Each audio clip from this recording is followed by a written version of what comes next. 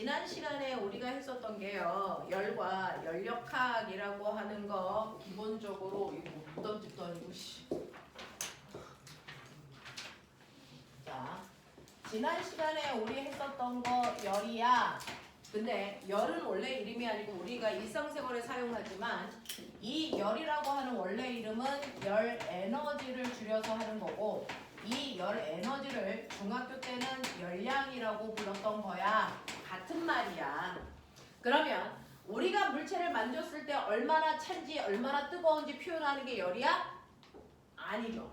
그래서 여러분들이 알고 있는 어떤 물체의 차고 뜨거운 정도를 누구나 알 수 있게 객관적으로 숫자로 표현하는 걸 우리는 온도라고 하는 거지. 그건 열이랑은 좀 달라 라고 얘기했어요. 이러한 온도 표현을 온도 체계로 하는데 그 중에서 섭씨 온도라고 하는 거 우리가 쓰고 있는 거야. 얘 단위 도시야. 미국 놈들은 화씨라는 거 써. F고 단위 도F야. 그래서 얘네들은 물의 상태 변화를 기준으로 해서 만든 거지만 물이 똑같이 얼기 시작하는 어느 점을 섭씨는 0이라는 숫자로 표현했고요. 화씨는 32도 F로 썼기 때문에 같은 차가운 정도라도 표현한 숫자는 달라. 그리고 물이 끓기 시작하는 순간에 온도를 끓는 점이라고 하는데 섭씨는 100으로 잡고 화씨는 212도 F로 잡았기 때문에 이 사이의 온도 간격을 얘는 100등분해서 섭씨 온도의 1도라는 온도 간격을 만들어낸 거고요. 얘는 180등분을 했기 때문에 화씨의 온도 간격이 훨씬 더 촘촘해 라고 얘기했고 그 다음에 과학 시간에 쓰는 절대 온도라고 하는 대문자 T 단위는 켈빈인데요. 이 절대 온도는요 물의 상태 변화를 기준으로 만든 게 아니고 뜨거울수록 그 안에 있는 입자의 운동이 활발해지거든요. 그래서 입자가 가지고 있는 운동 에너지의 크기를 온도로 표현한 거야. 그래서 그러니 10켈빈에 비해서 20켈빈이 가지고 있는 운동 에너지 2배 커. 이렇게 표현한 거야. 되겠어? 자, 그래서 안에 있는 입자의 운동 에너지를 기준으로 만든 온도 체계가 절대 온도라서요. 절대 온도에서 가장 낮은 0켈빈이라는 건 모든 입자의 운동이 멈춘 상태. 운동 에너지 0인 상태야. 그래서 이거보다 더 낮은 온도는 존재할 수 없다라고 얘기했고요. 그러면 앞으로는 우리는 열도 에너지의 개념으로 사용할 거라서 운동 에너지를 기준으로 만든 절대 온도로 모든 열을 표현하게끔 했다. 그래서 절대 온도는 우리가 쓰는 섭씨 온도에다가 273을 더한 값이랑 같기 때문에 물의 어는 점은요 0도가 아니고 절대 온도로 표현하면 273켈빈이고 끓는 점은 373켈빈이다. 이 사이가 100등분이기 때문에요. 절대 온도에서 10만큼 바뀌면 섭씨 온도도 똑같이 10. 그래서 온도 차이는 똑같아 라고 했던 것도 기억. 자, 그 다음에 이러한 열을 측정해서 우리가 온도를 표현합니다. 측정해서 온도를 표현하는데 온도가 다른 두 물질이 있다고 치자. 접촉했어? 하나는 온도가 낮은 20도의 찬물이고요. 하나는 온도가 높은 80도의 뜨거운 물이라고 치자. 온도가 다른 물질을 접촉하는 그것만으로도요. 이 안에서 엄청난 열 에너지가 이동합니다. 그쵸? 고온의 물질에서 저온의 물질 쪽으로 이동한, 스스로 이동한 에너지를 우리 뭐라 그런다? 그걸 열이라고 했다. 됐어? 그래서 열이라는 건 고온의 물질에서 저온의 물질로 누가 시키지 않아도 스스로 이동한 에너지다. 뭐 때문에? 온도차 때문에. 됐어? 그래서 고온의 물질에서 저온의 물질 쪽으로 스스로 이동한 에너지를 열 에너지라고 했고 이걸 우리는 중학교 2학년 때 열량이라고 했던 거다. 그러면 이쪽으로 스스로 이동하는 에너지가 얼마야? 그게 바로 열량 무한의식이다. 그래서 열량은 Q는 C 암탁으로 계산한다. 그래서 이동한 열의 양은요. 비열에다가 물질의 질량에다가 온도 변화량을 곱한 값이랑 같더라. 이겁니다.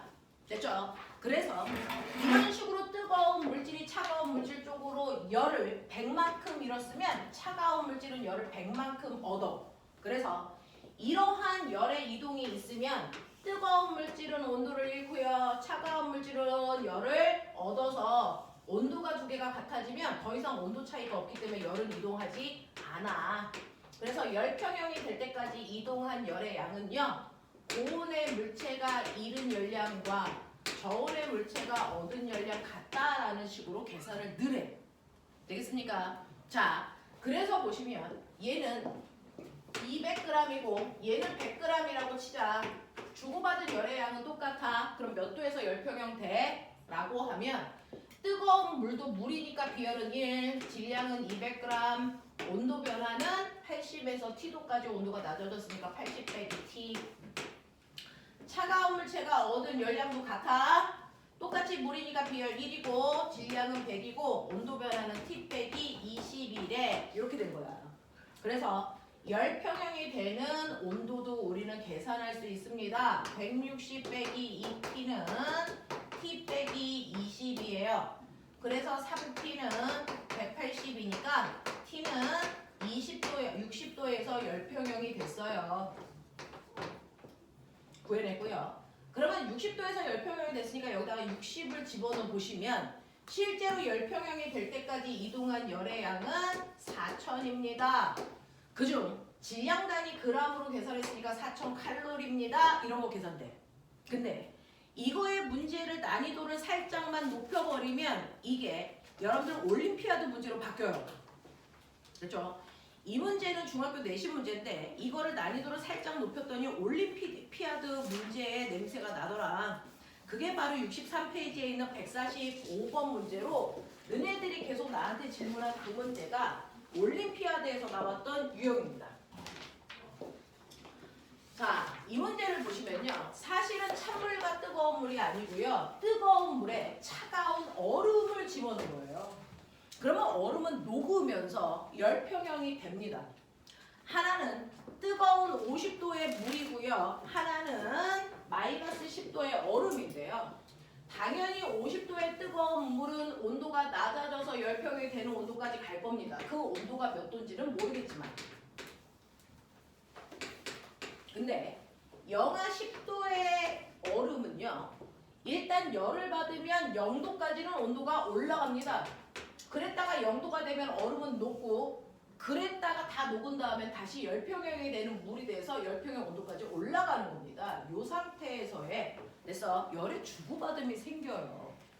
그랬을 때 실제로 뜨거운 물이 잃은 열의 양은요. 우리가 아까 배운 것처럼 됐죠? 물이니까 비열 1이고 질량은 9kcal이고 온도 변화는 50 빼기 T였습니다. 이게 고온의 물체가 잃은 열의 양입니다. 그러면 저온의 물체가 얻은 열의 양은요. 됐죠? 여기는 얼음이고 여기는 물이야. 얼음의 비열은 0.5고 물의 비열은 1이야. 비열이 다르니까 따로 계산해야 돼요. 그러면 첫 번째 이 구간에서 얼음이 얻은 열은요. 얼음의 비열은 0.5고 질량은 1이고 온도 변화는 10입니다.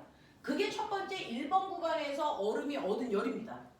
그리고 나면 얼음은 온도가 올라가는데도 열을 썼지만 얼음이 녹는 이 구간에도 열을 써야 됩니다. 상태가 변하는 동안 사용하는 열을 과학에서는 뭐냐면 눈에 보이지 않습니다. 열을 쓰지만 온도 변화가 없으니까.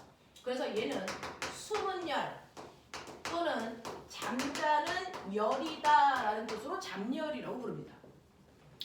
이렇게 상태가 바뀌는 동안 사용하는 열들을 우리는 숨은 열 또는 잠열이라고 하는데 그 중에서 고체가 액체로 바뀌는 상태 변화 융해라고 하잖아요. 그래서 융해가 일어나는 동안 필요한 열이나 또는 액체가 고체가 되는 걸 응고라고 하잖아요.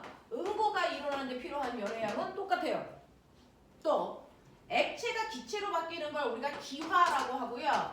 기화가 일어나는데 필요한 열의 양이나 같은 물질을 거꾸로 기체가 액체로 만드는 액화가 일어날 때 필요한 열의 양 똑같습니다. 또 승화열도 두 개 있는 거 아시죠? 승화열 고체가 기체가 되는 승화가 일어날 때 필요한 열이나 거꾸로 기체가 고체로 될 때 사용되는 승화열이나 같은 물질이면 같아요. 그래서 어떨 때는 융해열을 줬지만 우리가 응고열이 필요할 때도 있다? 같다라는 겁니다. 근데 실제로 얼음 1kg을 녹일 때 필요한 열과 10kg을 녹일 때 필요한 열은 달라요.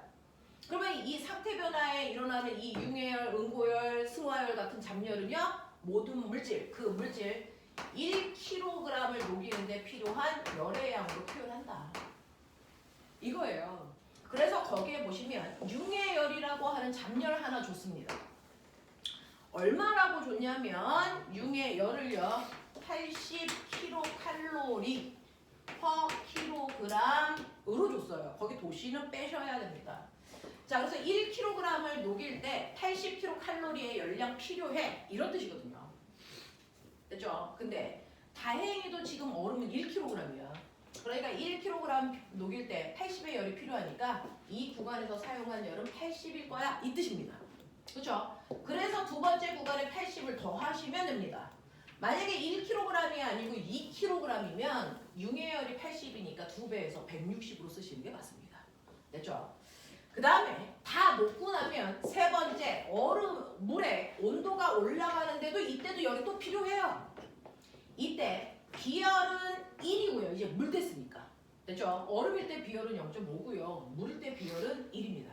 얼음의 비열은 좋겠죠? 물의 비열은 따로 주지 않습니다. 우리가 그 정도를 외우니까.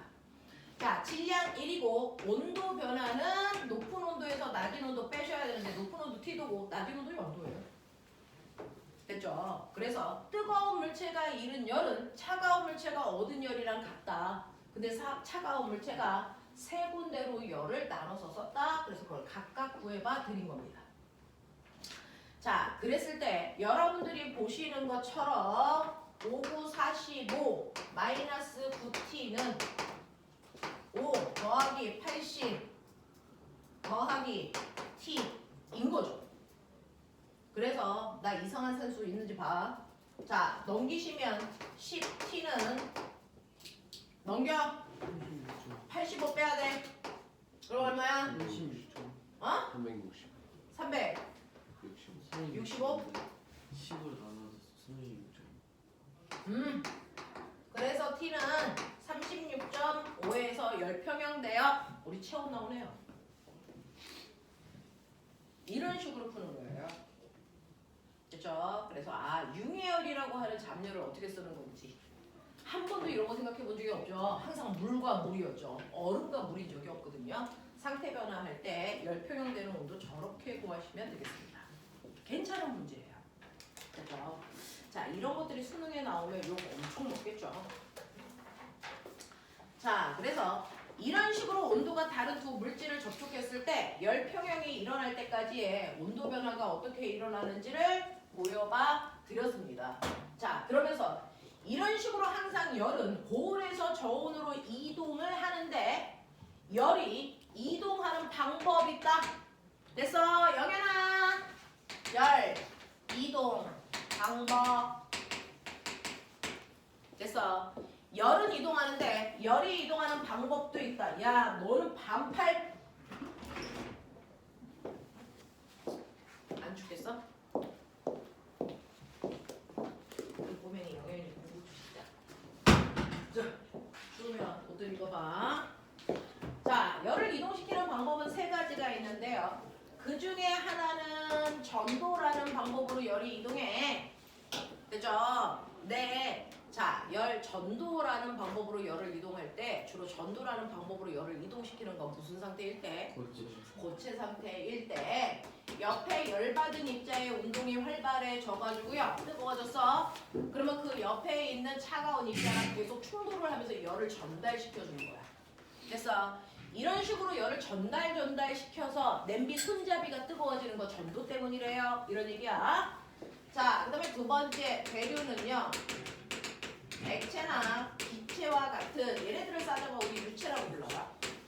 유체에서 열을 받은 부분은요. 입자와 입자 사이의 거리가 멀어지기 때문에 같이 똑같은 4개의 입자지만 얘네들의 부피가 커져. 그러면 꼬맹아, 부피가 커지는데 질량은 변하지 않고 일정하기 때문에 밀도가 작아져. 그래서 뜨거운 물질은 밀도가 작아지니까 가벼워져서 위로 떠. 그러면 그 자리에 차가운 물질이 와서 다시 열받아서 걔도 떠. 그래서 전체가 뜨거워져. 이거 뭐라 그래? 대류. 됐죠? 그래서 이 대류는요. 열을 받은 입자가 옆에 있는 입자한테 열을 전달하는 게 아니고 열을 받은 입자가 열을 가지고 직접 이동하는 거예요. 이게 대류입니다. 액체나 기체에서만 가능합니다. 세 번째는요. 복사라고 하는 게 있어요. 자, 복사는 태양에서 지구까지 열이 올 때요. 누구의 도움도 받을 수가 없어. 어떤 물질도 없으니까. 그래서 열 자체가 직접 이동하는 형태. 됐어. 그래서 물질은 움직이지 않고 열만 이동하는 형태를 복사라고 불러. 라고 얘기를 했습니다. 자, 그래서 이런 식으로 열을 받으면 어떤 일이 발생하냐면 열을 받은 입자의 운동이 활발해지니까 입자와 입자 사이의 거리가 처음보다 더 멀어지네. 그러니까 똑같은 두 개의 입자가 있어도 그 입자를 담는 그릇이 부피가 커져. 됐어요? 이런 거예요. 그래서 열을 받으면 그 물질은 부피 또는 길이가 커지는 걸 열팽창한다 그래.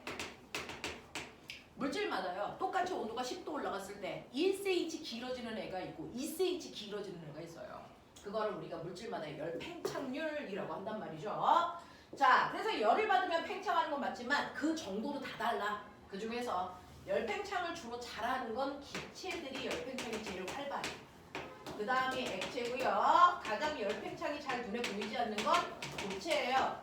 근데 나중에 이제 여러분들이 물리를 조금 선택해서 더 심화를 하시면 철사가 있는데 짧은 철사를 10도 높여, 긴 철사를 10도 높여. 그러면 온도가 똑같이 10도 높아졌어. 길어진 양이 똑같아 달라? 달라요. 길수록 더 많이 늘어나요. 예를 들어 얘 10cm인데 온도를 2도 높이니까 1cm 늘어나. 근데 얘는 20cm야.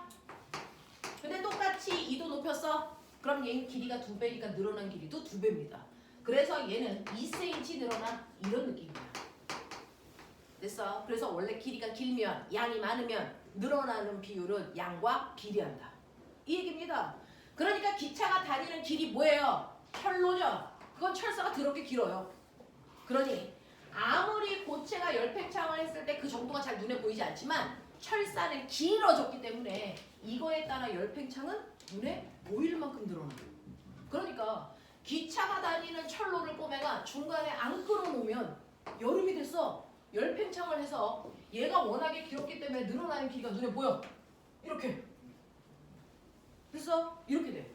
근데 네가 만약에 철로를 안 끌어놨다면 여름이 돼서 길어졌는데 얘가 갈 데가 없잖아? 그럼 얘가 이렇게 볼록해져. 그럼 기차 못 다녀. 됐어? 탈선한다. 그래서 철로를 끌어놓는 거야. 알겠냐? 이런 것들이야. 너네 뜨거워지면 바닷물이 됐어. 해수면이 상승해서 낮은 지형이 가라앉아요. 왜? 남극이랑 북극에 있는 얼음이 녹아서요. 맞아? 그럼 꼬맹아 실제로 남극에 있는 얼음, 북극에 있는 얼음 다 녹이면 지구 전체 표면적의 70%가 바다인데 거기다가 물을 흩어서 뿌리는 거잖아. 몇 cm 상승할까? 많이 녹아봤자 3cm야. 다 녹이면 3cm야. 전 세계적으로 해수면이 3cm 올라가. 그러면 3cm 때문에 대륙이 가라앉냐? 아니잖아. 근데 가라앉는데 실제로 남극에 있는 빙하가 다 녹으면 해수면 상승은 3cm가 아니고 3m래. 그래서 가라앉는데 왜? 왜? 원래 바닷물의 양이 많으니까. 됐어. 그게 얼음이 녹을 정도로 온도가 따뜻해지면 추가되는 물의 양에 비해서 부피 팽창률이 더 큰 거야. 그래서 가라앉는 거야. 이런 느낌이야. 됐죠? 자, 그래서 이렇게 열 팽창하는 정도를 우리는 신경 써야 된다. 그 중에서 기체일 때 열팽창을 이용한 거 찌그러진 탁구공을 뜨거운 물에 집어넣으면 펴져요. 뭐 이런 것들도 열팽창 이용한 거고요. 열기구도 기체의 열팽창 이용한 겁니다. 액체 열팽창은요. 액체 수은 온도계. 겨드랑이에 끼면 수은이 팽창해서 온도가 올라갑니다. 그거 측정하는 거고요. 고체 열팽창을 이용한 게 바이메탈이 있어. 그래서 바이메탈은 열팽창률이 다른 두 개의 금속을 접촉시킨 거잖아. 근데 A에 비해서 B가 더 잘 늘어나. 그러면 똑같이 온도를 높여도 B는 튀어나올 거야. A보다 더 잘 늘어나니까. 근데 튀어나오지 못하게 앞을 붙여놓으면 못 튀어나오니까 I는 휘어. 위로 아래로. 위로. 더 긴 애가 밖으로 나와야 되니까 얘가 이렇게 위로 기는 게 맞아. 그러면 똑같이 휘더라도 얘는 요만큼 늘어난 건데 얘는 이만큼 늘어난 거잖아. 됐죠? 자, 그래서 가열하면 위로 혀. 냉각하면 아래. 거꾸로 아래로 혀요. 왜? 잘 늘어나는 애가 차가워지면 잘 줄어들어요 라는 뜻이니까. 알겠습니까? 이런 열팽창을 이용해서 우리가 바이메탈이라고 하는 온도 조절 센서도 만들어 라고 얘기를 했고요. 그러면 이러한 다양한 열 말이야. 그래서 이러한 열에 의해서 내가 중학교 1학년 때요. 여기 비커에다가 요거 한번 하고 가죠. 얼음 이렇게 넣어서. 자, 얘는 영하 20도래. 그러면 내가 온도를 높이면요. 당연히 우리가 중학교 1학년 때 공부 열심히 했으니까 처음에 영하 20도의 얼음의 온도가 올라가. 가열하니까 당연히 계속 올라갈 거라는 상상도 해봤었어. 근데 가열을 계속해도요. 얼음은 0도 이상으로는 온도가 올라가지 않고 일정해. 계속 가열하는데 온도가 안 올라가. 이유는 내가 가열하는 모든 열이 이 구간에서 상태 변화하는데 사용되기 때문이야. 그리고 나서 상태 변화가 끝나야 온도가 올라가고 다시 물이 끓을 동안 일정. 이런 구간을 갖는다는 얘기야. 그래서 물이 다 끓고 나면 다시 수증기가 되면서 온도 상승. 자, 그래서 이렇게 가열하는 동안 얼음의 온도 변화를 그린 걸 우리가 가열 곡선. 자, 그랬다가 온도를 낮출 때 그리면 냉각 곡선 이렇게 표현한단 말이야. 됐죠? 근데 이때 보시면 온도가 변하는 구간, 변하지 않는 구간으로 나누면 여기는 고체만, 여기는 고액이, 여기는 액이, 여기는 액기가, 여기는 기압. 그래서 온도가 변하지 않는 수평한 구간은 상태가 변하기 때문에 그 안에는 반드시 두 가지 상태가 공존하고 있다. 이런 얘기 했어요. 그쵸? 자, 그 얘기는 여러분들도 이미 압니다. 그걸 내가 하려고 하는 거 아니에요. 자, 내가 궁금한 건 이 기울기와 이 기울기가 같을까요? 한 번도 안 생각해봤죠. 이 기울기와 이 기울기는 뭘 얘기할까요? 같을까요? 다르잖아요. 네, 이거요. 세로축은 온도인 거 맞아 보면아. 가로축은 뭐야? 시간. 시간이면 내가 똑같은 가스레인지에 가열하기 때문에 1분당 물체한테 주는 열의 양은 똑같아. 그렇죠? 1분당 주는 열의 양은 똑같아. 그러면 여기가 0이고 여기가 2분이고 여기가 5분이고 그래서 여기가 8분이고 여기가 9분이고 뭐 이렇다고 치자. 그럼 1분당 주는 열의 양은 똑같은데 얘는 2분 동안 준 열에 의해서 20도 올라가는 빠르기야. 온도 변화가. 비열이 이거 뭡니까? 비열. 이 기울기가 큰 애가 있고 기울기가 작은 애가 있죠. 기울기가 작을수록 비열이 높아요. 비열이 작다. 크다. 자, 얘는요. 네. 네. 2분이라는 열에 의해서 겨우 20도 올라갔는데 이렇게 그려지면 얘는 1분 동안 받는 열에 의해서 온도 변화가 똑같다는 거죠. 그래서 그래서 비열은 열을 1도 높이는 데 필요한 열의 양이기 때문에 온도 변화가 클수록 비열은 작다. 맞습니까? 이 얘기예요. 그래서 똑같은 20도의 온도가 바뀌는데 단지 1분 동안 준 열에 의해서 바뀔 거냐? 2분 동안 준 열에 의해서 바뀔 거냐? 그래서 시간 온도 그래프에서 기울기는 사실은 비열의 역수값이야. 비열의 역수라서요. 기울기가 큰 애가 비열이 작은 거고요. 기울기가 작은 애가 비열이 엄청 큰 겁니다. 알겠어? 그러면 꼬맹아, 얼음의 비열이고 이건 물의 비열의 역수라는 뜻이죠. 기울기 같을까 다를까? 달라요. 같은 물질이라도 상태가 다르면 비열이 다릅니다. 그래서 얼음의 비열은 아까 0.5라고 했고 물의 비열은 1이라고 했습니다. 같은 물질이라도 상태가 다르면 비열이 다릅니다. 됐죠? 그래서 이 그래프의 기울기는 비열의 역수이기 때문에 기울기가 두 개가 다르게 그려지는 게 맞습니다. 됐죠? 자, 그 다음에 여러분들이 알고 있는 이거는 고체가 액체가 될 때 필요한 열의 양. 이거 융의열입니다. 이거는 액체가 기체가 될 때 필요한 열의 양. 멋진 말. 기화열입니다.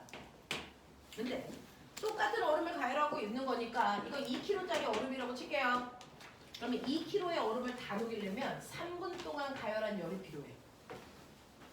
됐어? 근데 2kg의 얼음이 녹아서 물 됐습니다. 2kg에 물 됐겠죠? 질량을 안 바뀌었으니까. 자, 2kg의 열을 그래서 다 끓이려면 1분 동안 준 열만 있으면 돼요. 얘는 3분 동안 준 열이 필요한데. 그래서 그러면 융해열이 클까 기화열이 클까? 융해열이 훨씬 크겠죠. 3배 크겠죠. 이런 것들도 알 수 있습니다. 그래서 이 길이가 바로 융해열과 기화열이라는 잔열의 크기를 얘기합니다. 알겠어? 이런 것들 얘기합니다. 그래서 요거는 한번 보여봐 드리고 싶었습니다. 그래서 각각의 그래프의 의미가 뭐였는지도 한번은 기억해보자. 그래서 우리가 얘기하는 아까 문제 풀 때 잔열이라는 의미 됐죠? 그리고 그래프에 걸리는 시간을 통해서 그 열의 크기도 비교할 수 있는 거였어 라는 겁니다. 그 다음에 여러분들이 또 알아두셔야 되는 연력학이라고 하는 게 있어요. 연력학 법칙. 연력학 법칙 중에서 첫 번째 연력학은 제0법칙이 처음이에요.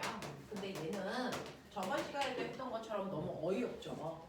A의 온도와 B의 온도가 같고 B의 온도와 C의 온도가 같기 때문에 굳이 측정해보지 않아도 A와 C의 온도가 같다는 걸 예측할 수 있어요 라고 하는 거였어요. 자, 근데 연력학 법칙에서 제일 어려운 건 연력학 제1법칙이라고 하는 원래 이름은 없는데 선생님이 붙인다면 열 에너지 보존 법칙을 얘기해. 어떤 기체가 들어있는 피스톤 통이 있어. 여기에 눈에 보이지 않는 질소, 산소 이런 기체가 꽉 차 있고 빠져나가지 못하게 피스톤 뚜껑으로 이렇게 막고 있는 거야. 여기 들어있는 기체의 개수는 N개 들어있어. 뭐 그런 얘기야. 됐죠? 자, 이 기체를 온도를 변화시켜도 부피가 바뀌고요. 압력을 변화시켜도 부피가 바뀌는 보일샤를 모집니다. 그 중에서 온도와 부피는 비례한다. 그래서 온도분의 부피는 항상 비례상수를 가지고 있다. 샤를 법칙. 됐죠? 온도와 압력을 곱한 값은 아니 압력과 부피는 항상 반비례 관계가 있어. 그래서 압력과 부피를 곱한 값은 또 일정한 상수값을 가져. 근데 이걸 각각 보면 상수는 다 달라. 그러면 이 둘을 동시에 만족하는 상수도 찾고 싶어. 됐어. 샤를의 법칙도 만족하고요. 보일의 법칙도 만족시키는 특이한 상수를 찾고 싶은데 우린 그걸 기체 상수라고 한다. 됐어. 자, 그 중에서 기체가 1몰일 때는 부피가 22.4니까 상수값이 얼마야? 근데 기체가 2몰이면 부피가 2배니까 1몰일 때 비해서 상수값도 2배 커야 돼. 3몰이면 부피가 3배 커지니까 상수값도 3배. 4몰이면 4배. n몰이면 상수값도 n배 커져야 돼. 맞아. 이렇게 돼. 자, 그러면 안녕하십니까? 일로 와. 아니면 이쪽으로 오든지. 세연아, 안으로 한 칸만 들어가줘. 자, 그러면 우리는 여기에서 분수식 있는 거 싫어. 그래서 얘 넘기시면 TV는 nRT라는 기체 방정식이라는 게 그래서 나온 거야. 보일샤를 법칙 압축한 거야. 되겠어? 네. 근데 내가 아무리 피스톤의 기체를 N개를 집어넣고 가열을 해도 그죠? 얘가 뜨거워져서 운동이 활발해지고 피스톤이 밀려나와도 그 안에 있는 기체의 입자수 안 달라져. 그래서 기체 상수도 안 바뀌어. 얘네들은 변화가 없이 일정해. 그러니 이 일정한 걸 또 다른 상수로 놓으면 이 상수 지워버리면 압력과 부피는 항상 절대 온도에 비례할 수밖에 없어. 그러니까 앞으로는 절대 온도를 주지 않아도 압력과 부피를 곱한 값으로 절대 온도를 해결할 수 있는 거야. 라는 얘기 했어요. 됐죠? 자, 그래서 이런 식으로 내가 열을 줬을 때 이 안에서의 변화를 보면 Q는 델타 U 플러스 W로 내가 가열해서 기체한테요 열을 얼마를 줬냐면 100이라는 열을 줬다고 치자. 열 에너지 100 줬어요. 근데 그 에너지 중에서 일부는 기체가 흡수해서 자신의 운동 에너지를 증가시키는 데 쓴 거야. 그러니까 기체가 가지고 있는 내부 에너지인 운동 에너지는 증가했어요.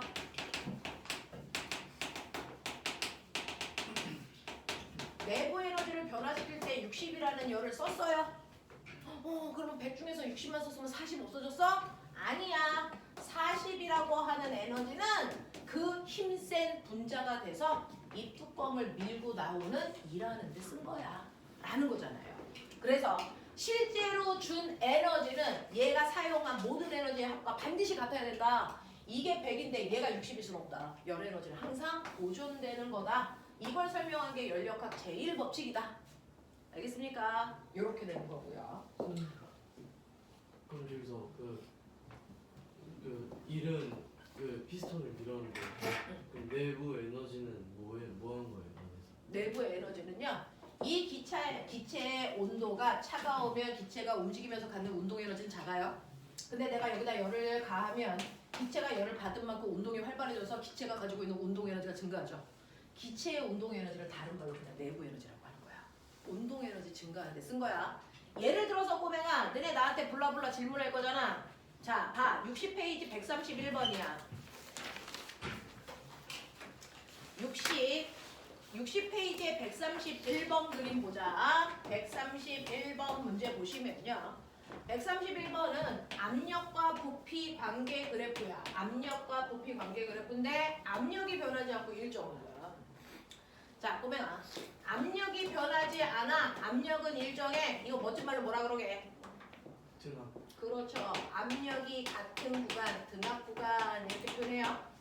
그렇죠? 자, 얘는 압력이 얼마로 갔냐면 1이 아니고요. 거기 가로치고 뭐라고 써있죠? 곱하기 10의 5승. 그러니까 얘는 1이 아니고 1 곱하기 10의 5승 파스칼의 압력 가지고 있어. 이런 뜻이야. 됐죠? 자, 이 압력으로 일정하고요. 부피는 맨 처음에 부피가 1이었다가 3 됐어요가 아니고 그 가로 보셨어요? 얘는 3 곱하기 10의 마이너스 3승이에요. 라고 써져 있잖아요. 그래요. 됐어요. 네, 이렇게 됐어요. 라는 뜻입니다. 자, 그러면 내가 어떤 기체가 들어있는 통에 처음에 기체들이 차지하는 부피가 1 곱하기 10의 마이너스 3승이었어. 근데 가열하니까 이 부피가 3 곱하기 10의 마이너스 3승으로 부피가 커졌어. 그럼 실제로 부피 증가는 요 면적만큼이야. 이 사이야. 그래서 부피 증가량은요. 얘는 2 곱하기 10의 마이너스 3승만큼 요만큼이 부피 증가한 거야. 맞아. 네. 자, 그랬을 때요. 한일 얼마입니까? 라고 하면 한일은 원래는 힘 곱하기 밀고 간 거리인데 힘이라고 하는 건 압력에다가 그 압력을 구한 피스톤 뚜껑의 면적을 곱한 값이랑 같아. 압력 곱하기 면적이 힘이야. 그쵸? 자, 그리고 거기다가 밀고 간 거리를 곱하는데 사실은 요 자체가 뭐냐면 면적에다가 밀고 간 거리를 곱하기 때문에 요 자체가 늘어난 부피를 얘기하는 게 맞다. 그래서 우리는 이거는 압력 곱하기 부피 변화로 다시 써도 같은 말이야. 그치? 그래서 기체들이 한 일은요. 힘 곱하기 거리가 아니고 압력 곱하기 부피 변화 값으로 기체들의 한 일을 구할 수 있는데 이때 이 값이 이 그래프의 세로와 가로에 있어서 그걸 곱한 면적이 한 일이다. 그래서 이 그래프의 밑에 있는 면적이 피스톤 뚜껑이 밀고 나오면서 한 일의 양을 나타내는 구간이더라. 딱 요만큼이. 됐죠?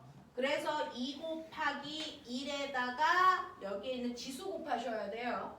2 곱하기 1에다가 10의 5승에다가 10의 마이너스 3승까지 곱하셔야 이 사각형 넓이 구하시는 거예요. 됐죠? 그래서 얘가 한 일은 200줄이에요. 이렇게 나와요. 됐죠? 이 얘기를 132번에서도 해볼게요. 처음에 압력은 3, 부피가 4인 기체가 있어요. 자, 팽창에서 압력이 6, 부피가 8인 상태로 변했습니다. 그러면 이때 기체가 한 일 얼마입니까? 이제 구해. 못 구하면 병신되는 거야. 기체가 한 일은 압력 부피 그래프에서 어느 부분이었다라는 겁니다.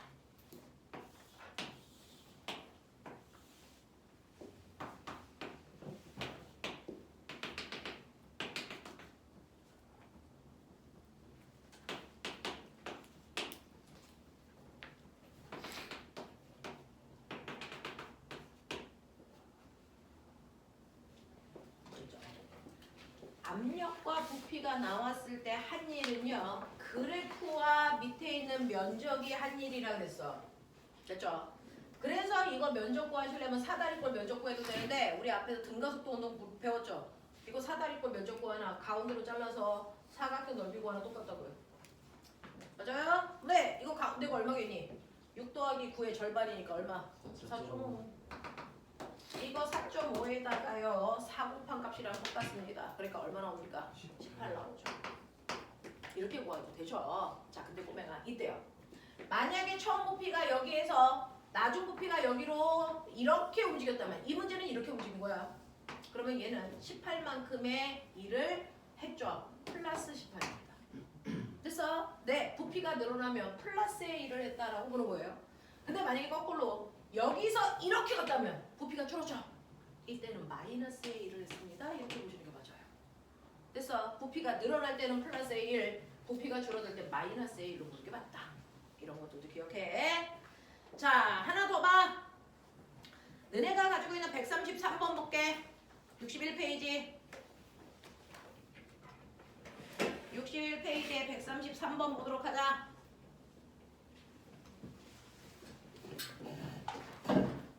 유준, 뭐 먹고 왔어? 내가 허락해줬는데 밥 먹고 와도 된다고. 그냥 별로 안 먹었던 것 같습니다. 저는 오늘 갈비탕 먹었죠.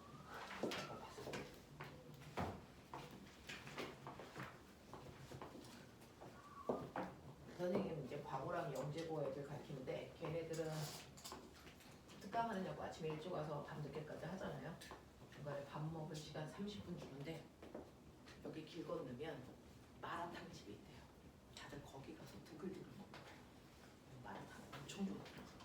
저는 한 번도 먹어본 적이 없는데 저는 중국 요리를 하죠.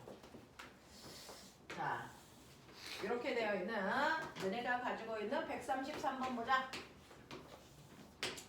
133번 보면요. 세로축이 압력인 거 맞습니다.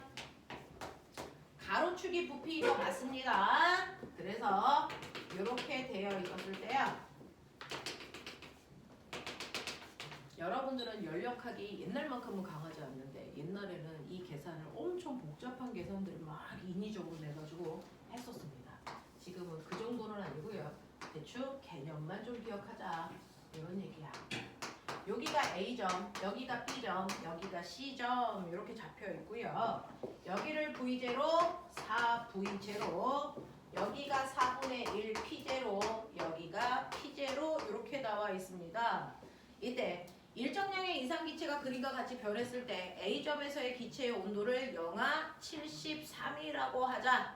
자, 이거 섭씨 온도죠. 빨리 바꿔 절대 온도. 얼마 나오냐? 200켈빈으로 바꾸셔야 됩니다. 자, 연력학은 다 절대 온도로 펴니다. 자, 그렇다면 C점에서의 온도는 몇 도이겠습니까? 라고 해서 A점에서의 온도를 200켈빈으로 줬어. 그러면 C점의 온도는 얼마야? 라고 하는 압력과 부피를 통해서 온도 알 수 있어? 있어. 이상기체 상태 방정식 압력과 부피를 곱한 값은 절대 온도와 비례하니까 알 수 있어. A점에서는요. 압력과 부피를 곱한 값이 곱해보시면 P0, V0에 해당되는 온도인데 이 온도를 우리는 200켈빈으로 봤다. 이 얘기예요. 됐죠? 그리고 나서 15라고 그랬어요. G는 압력과 부피를 곱해보십시오. 또 얼마 나옵니까? P. 네, 또 P0, V0죠. 그러니까 얘도 온도가 얼마입니까? 200켈빈. 샤를이 근데 부피 곱하기 273분의 T였어요. 샤를 법칙은 온도와 압력은 비례관계, 온도와 부피는 비례관계가 있어 이거죠. 이렇게 비례관계를 보려면 이거 절대 온도죠. 네, 그래서 절대 온도로 보시면 되는데 섭씨 온도로 보면 섭씨 온도는 이렇게 된다. 됐죠? 그래서 연기의 0도일 때 부피가 V0면 온도를 10도 높였어요. 부피 얼마 됩니까? 이거 계산할 수 있어요? 273번. 이거 어떻게 합니까? 됐다. 이거요. 처음 부피에다가 부피 늘어나고 더하면 되잖아요. 등가속도 너무 쉽죠. 그죠? 그렇게 하면 되죠. 맞습니까? 나중 부피는 처음 부피에다가 부피 늘어난 거 더하시면 되는데 처음 부피는 좋겠죠. V0로. 그럼 늘어난 부피 어떻게 구하냐? 늘어난 부피요. 273번. 네. 얘는요. 273분의 1이 기울기입니다. 됐어? 네. 온도가 늘어났을 거니까 V0에다가 273분의 온도 변화량. 여기서 여기까지 섭씨 온도로 T도 변했어. 그럼 온도 변화량 거기다가 처음 부피를 곱한 만큼이 실제로 온도에 따른 부피 증가량이다. 그래서 샤를 법칙에서 이렇게 계산했어. 근데 이렇게 계산이 복잡할 수 있는 이유는요. 바로 원점에서부터 정확하게 비례하는 정비례가 아니었기 때문이죠. 그래서 계산을 간단하게 하려고 절대 온도를 맞춰놓고 계산하는 거예요. 되겠냐? 그래서 선생님은 중학교 1학년 때 샤를 법칙 하면서 이거 계산해서 갖고 하는 것도 다 나왔었어요. 옛날 과학책이 조금 더 어려웠죠. 자, 이런 느낌. 이걸 물어본 거야? 그럼 그 섭씨 온도일 때 T에 대입하는 거잖아요. 섭씨 온도일 때 T에 대입하는 거야. 절대 온도일 때는 어떻게 해요? 아, 절대 온도일 때는요. 이거 처음에 얘가 늘어나는 거 273분의 1이잖아요. 그러니까 얘는 처음 부피가 0이잖아요. 네, 처음 부피가 0이니까요. 얘는 273분의 온도 변화량 델타 T 이거 집어넣으시면 나중에 나와요. 됐어요? 이렇게 갈 거예요. 네, 이런 식으로 해서 절대 온도에서도 계산하시면 됩니다. 오, 그런 생각도 해. 자, 그래서 A점, P점에서의 온도가 같다는 건 압력과 부피가 같기 때문이야. 그래서 다르면 구할 수가 없어. 뭔가 구할 수 있는 비례식으로 세울 수 있는 뭔가를 줘야 돼. 이렇게 되는 건데, 그러면 이 점하고 이 점이 온도가 똑같네. 그래서 압력과 부피가 반비례할 때 우리 이렇게 그리는데 압력과 부피가 반비례하는 이 곡선에서는 온도가 항상 일정하다라고 하는 거예요. 됐어. 그래서 압력과 부피가 반비례하는 곡선은 온도가 일정할 때만 가능하다는 얘기예요. 그래서 이 곡선을 온도가 일정한 등온 구간 이렇게도 얘기합니다. 등온 구간이라고도 얘기한다. 그래서 C점의 온도 똑같이 영하 73도예요. 이렇게 보시면 됩니다. 하나 더 해드릴게요. 136번입니다. 일정량의 이상 기체의 압력과 부피가 그림과 같이 A에서 B 상태로 변했다면 A에서 B 과정에서 기체가 흡수한 열량이 600줄이라고 했을 때 외부에서 기체에 전달된 열량의 크기가 얼마인지 써봐. 근데 전형적으로 연력학 제일 법칙 쓰는 겁니다. 여러분들이 가지고 있는 136번이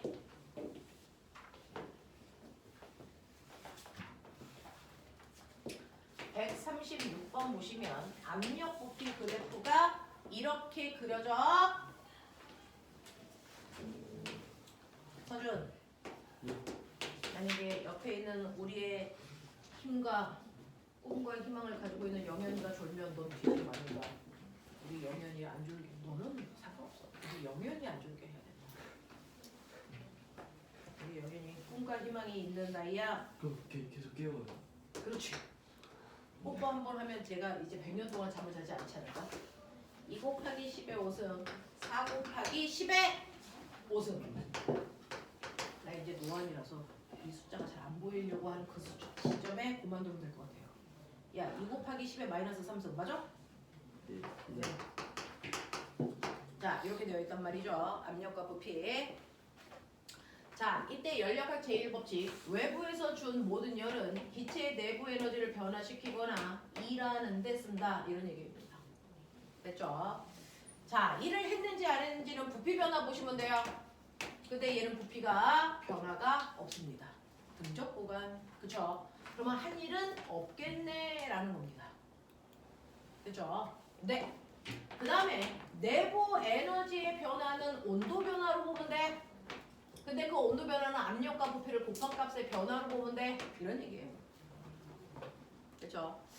자, A점에서 B점으로 가는 건데요. A점에서의 온도는 얼마냐면 압력과 부피를 곱한 값을 보시면 4 곱하기 10의 2승이었고요.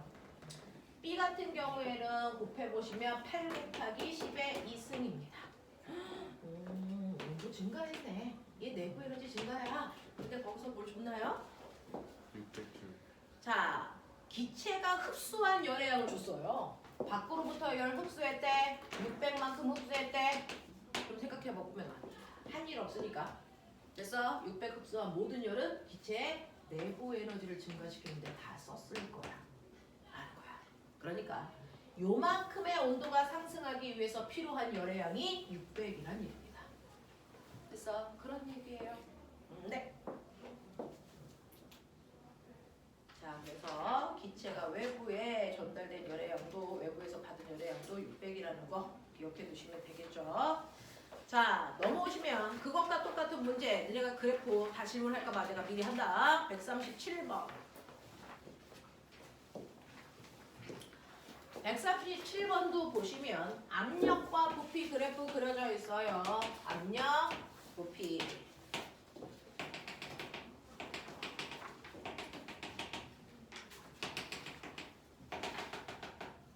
P1, 이 P1.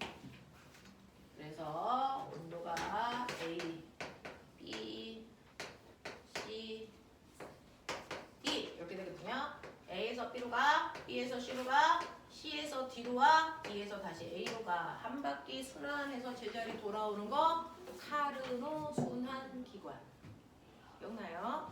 이렇게 압력과 부피에 의해서 얘네들이 출발점으로 되돌아오는 걸 카르노 순환기관이라고 불렀어.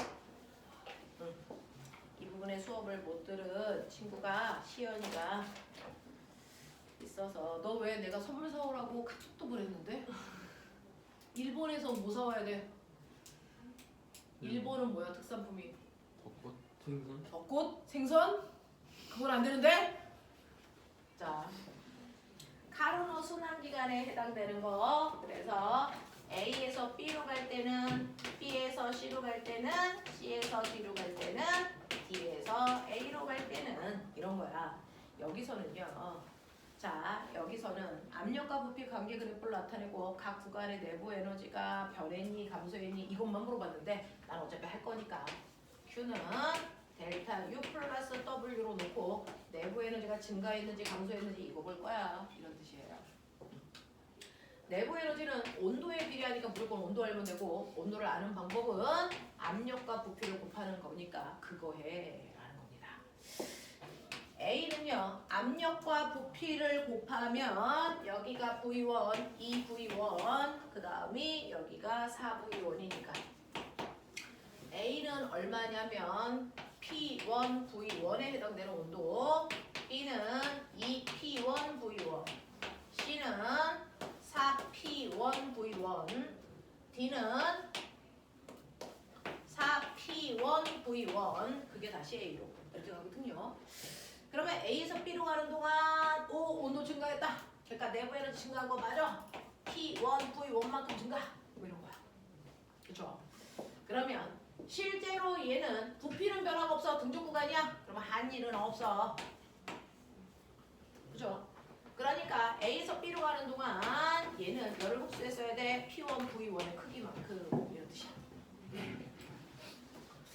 자, B에서 C로 갈 때 온도는 A에서 B로 갈 때 B에서 2배 많이 됐어. 온도가 높아졌으니까 얘는 증가량이 2P1, V1만큼 증가.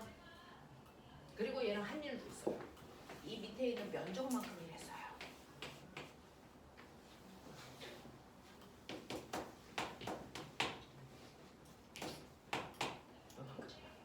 그러면 이거를 더한 만큼의 열을 흡수하면 돼.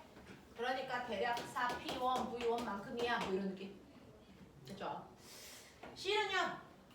C에서 D로 갈 때는 온도 변화가 없어. 우와 씨. 온도 변화가 없으면 내부 에너지의 변화 없다는 얘기야. 그렇죠? 온도 변화 없고요. 대신에 부피는 C에서 D로 가서 증가했으니까 요만큼의 면적만큼의 부피는 증가했죠. 여기 얼마인데? 모르죠. 적분을 못하니까. 그렇죠? 네. 그래서 얼만큼 증가했어야 돼? 대략 한 1.5라고 치자. 그러면 얘는 그만큼의 열을 흡수했어야 돼. 이런 느낌. 그 다음에 얘 돌아갈 때 D에서 A로 가니까 내부 에너지 감소했어요. 마이너스 3P1, V1만큼. 그리고 부피는 감소했으니까 이번엔 마이너스 A를 받았네요. 자, P1, V1만큼. 그래서 이때는 열을 방출했어야 됩니다. 4P1, V1만큼 이런 얘기. 머리 있는 사람들. 한 바퀴 도는 동안 총 출입한 열애양 다 더해봐. 2.5 P1 P2 2.5 2.5.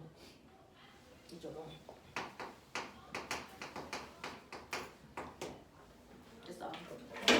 결국은 열을 받기도 하고 내보내기도 하는데 그 안에 이제 고여있는 열의 양은 이만큼 받은 거야 라는 거예요. 자, 내부 에너지의 변화량 얼마나 옵니까? 0 0.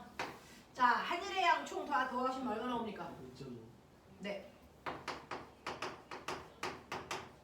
얘도 연력학 보는 목적 보이시죠? 이렇게 되는 거죠. 그래서 그랬을 때요. 여기에서는 내부 에너지의 변화만 각 구간별로 보는 거니까 증가, 일정, 감소. 맞아. 이렇게 쓰면 돼. 증가, 일정, 감소. 되겠냐? 자, 그러면 연력학 제1법칙이라는 에너지 보존 법칙이 뭔지는 이해를 했어요. 근데 연력학은 제1법칙도 있지만 제2법칙, 마지막 법칙이 있다. 제0법칙, 제1법칙, 제2법칙 요거 있더라. 제2법칙은요. 열은 항상 됐어. 고온의 물질에서 저온의 물질 쪽으로 열의 이동이 있다. 열은 절대로 거꾸로 가지 못한다. 요 얘기예요. 됐어. 예를 들어서요.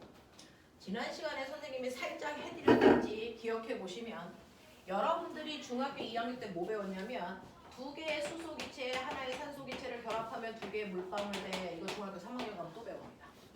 됐죠? 그래서 얘네들이 변해서 이거 되는 거야. 변하기 전 물질을 반응물질, 변한 후의 물질을 생성물질, 이렇게 화학 시간에는 이름 불러요. 그래서 반응물질이 생성물질 쪽으로 변해가는 게 실제로 화학 반응할 때 일어나는 변화겠죠. 이걸 우리는 정반응 이렇게 얘기해요. 근데 하나의 화학 반응이 일어날 때 늘 정반응만 일어난다고 생각하는 거잖아요. 근데 그렇지 않아요. 생성물질이 많이 생겨서 이게 막 100만 개, 1000만 개 같은 공간에 있으면 생성물질들끼리도 부딪혀서 다시 반응물질로 돌아가는 아이들도 존재합니다. 자, 그래서 반응물질이 생성물질로 바뀌어야 되는데 거꾸로 생성물질 중에 일부가 다시 반응물질로 분해돼. 이걸 우리는 역반응이라고 합니다. 그래서 어떤 반응에 거꾸로 된 반응도 일어납니다. 이렇게 역반응도 가능한 반응이 있고 역반응은 절대 안 일어나는 반응도 있어요. 역반응이 가능한 걸 역반응이 가능하다, 가역반응. 그래서 수소와 산소가 결합해서 물이 되지만 사실 물방울이 많아지면 물방울은 만들어졌다가 다시 수소와 산소로 분해되기도 합니다. 역반응이 가능합니다. 근데 실제로 역반응이 가능한 건 전체 물질의 변화의 1, 2%밖에 안 됩니다. 나머지 대다수가 역반응으로 가는 게 불가능합니다.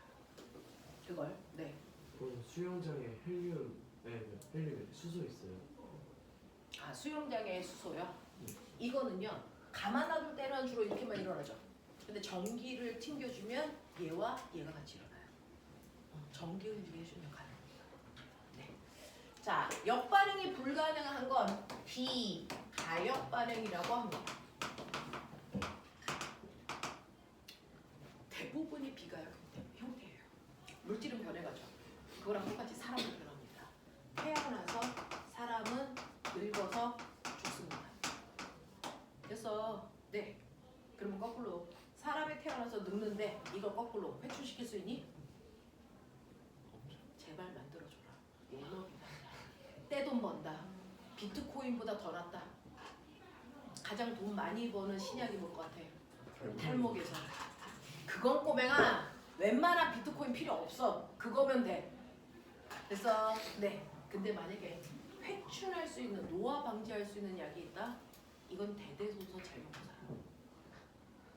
알겠어? 아직도 코카콜라 만드는 비법은 거기에 있는 대표만 알고 있다며. 그래서 코카콜라 만드는 비법은 대표만 알고 있대. 직원들도 있는데. 이거 회춘하는 약을 만들잖아? 아무 걱정 없이 살 수 있어. 되겠습니까? 이런 겁니다. 이런 겁니다. 그래서 이렇게 거꾸로 가는 게 불가능한 게 비가역 반응입니다. 사람이 태어나서 늙을 수는 있지만 다시 젊어질 수 없는 것처럼 네가 나무 태웠다? 나무 태우면 뭐 생기게? 이상한 쟤하고 물과 이산화탄소예요. 그럼 쟤하고 물과 이산화탄소 같이 있는 공간에 집어넣고 내가 막 열나 다양한 짓을 해. 나무 생겨 안 생겨? 안 생겨. 비가 이렇게 돼야 돼. 되겠어? 앙금 생성 반응이 생겼어. 앙금 생겼어. 그걸 거꾸로 하면 앙금 다시 분해되니? 안 돼. 이런 얘기야. 그러니까 여러분들이 알고 있는 반응 몇몇 개는 가역의 형태지만 대다수는 비가역입니다. 됐죠? 그것처럼 열은 고온에서 저온으로는 갈 수가 있지만 거꾸로 저온에서 고온으로 가는 열은 존재하지 않아. 이겁니다. 그럼 선생님, 거꾸로 가는 반응도 있고 거꾸로 못 가는 애들도 있어. 그거 알았어. 근데요, 여기서 말하는 정반응은요, 어떠한 자극도 주지 않았을 때 스스로 변하려는 방향입니다. 그럼 모든 물질은 시간에 따라서 변합니다. 많이 변하냐, 조금 변하냐의 차이가 있을 뿐 변합니다. 그럼 가만 놔뒀을 때 A라는 물질이 B로 바뀌는 이 변화 방향은 규칙성이 있어? 물질도 사람도 만물도 가만 놔두면 변해. 그 변해가는 방향의 규칙성이라는 게 있을까? 있대요. 모든 물질을 가만 놔뒀을 때 스스로 변하려는 이 방향은 모든 만물이 다 규칙성을 가지고 있습니다. 이 방향이 바로 무질서해지는 방향으로 변한다는 겁니다. 모든 물질은 무질서해지려는 경향성을 가지고 있어서 그 경향을 향해 변해가는 거야. 그럼 무질서해진다는 건 뭐야? 섞인다는 거, 됐어? 구별 안 된다는 거, 또 나타날 확률이 많은 상태가 무질서한 형태입니다. 됐어? 나타날 확률이 많은 상태가 무질서해집니다.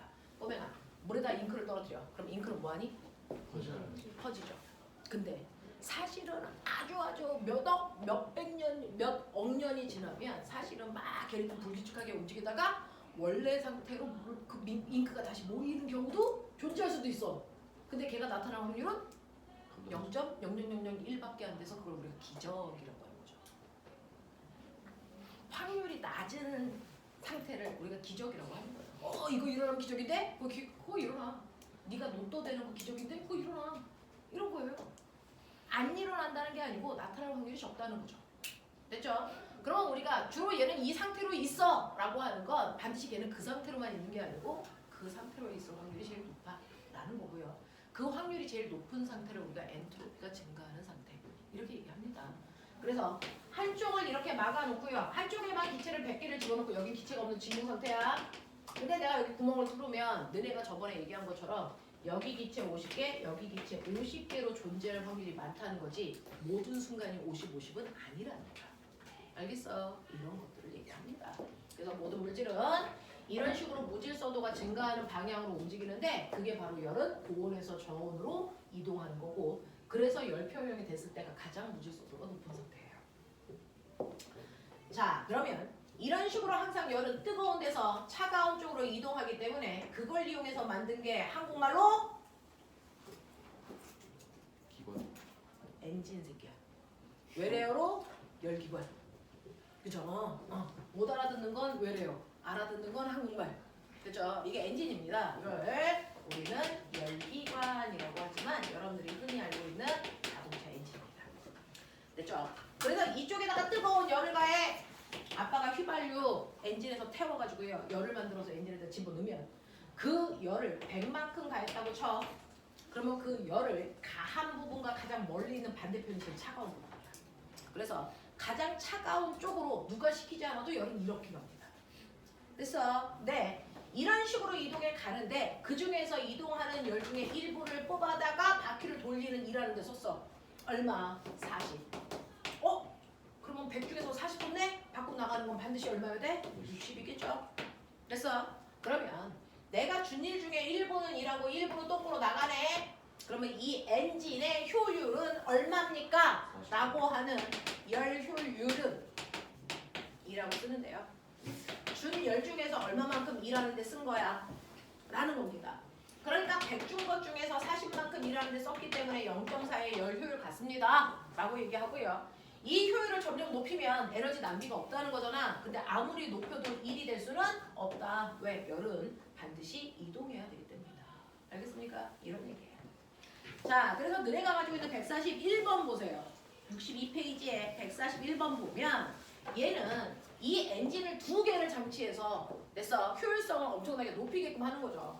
여기가 고온부로 열을 이렇게 줍니다. 그럼 이렇게 가서 일부는 일하는 데 쓰고 일부는 빠져나갈 거고 그 일부가 나가는 열을 이용해서 또 다른 엔진을 연결해서 만들어서 쓰겠다는 이런 기관이야.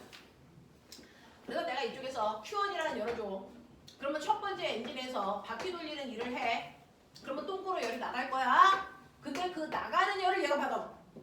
그래서 두 번째 바퀴 돌리는 일을 해. 그리고 실제로 마지막 열이 이렇게 나가는 이런 구조를 그려놓은 거야.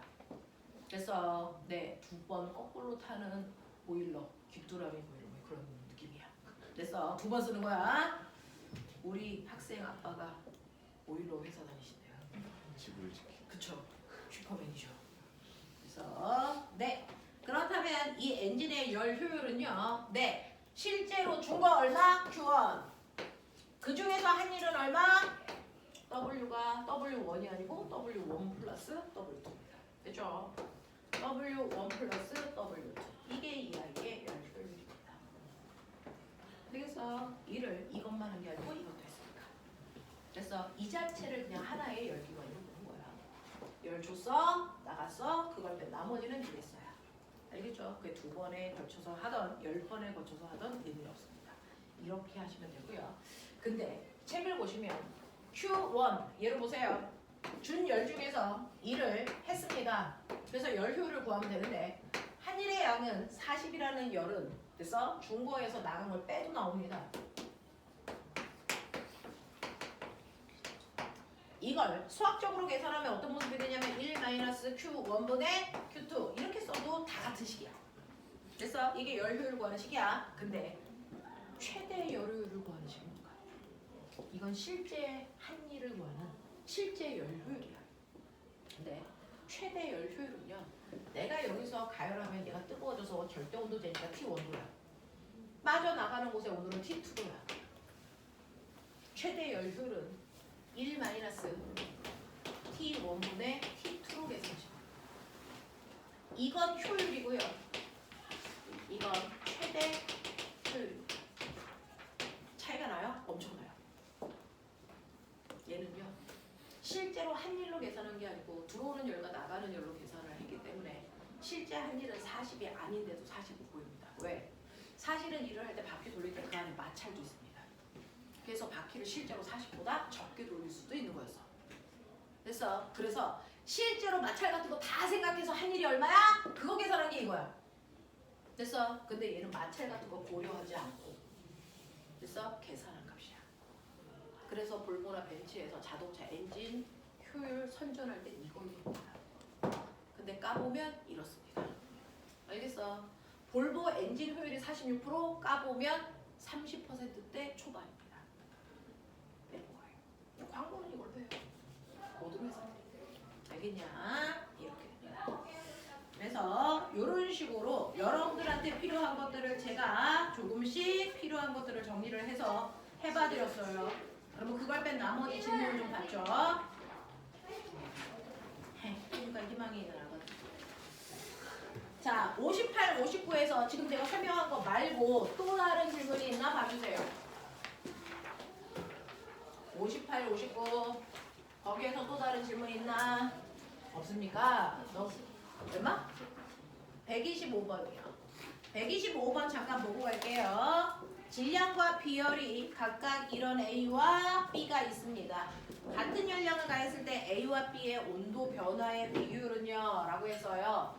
열량은 Q는 C 암탁인데 A도 B도 준 열의 양이 똑같대요. 그러면 A도 Q만큼 B도 Q만큼 같은 열을 줬어. 그 얘기입니다.